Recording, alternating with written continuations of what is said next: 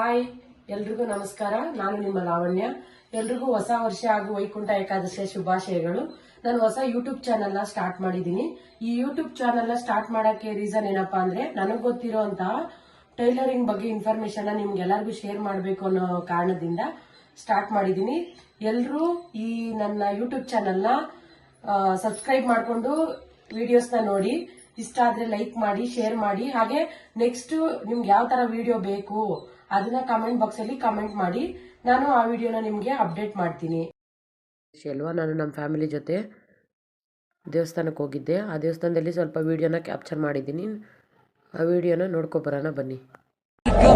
నన్ను స్వాగతించనే పాదాలు మోపగానే రాజా వైభోగమే చెంపలే మీటనే నన్ను చూసి చూడగానే పలకరించే నన్నే పంచభూ.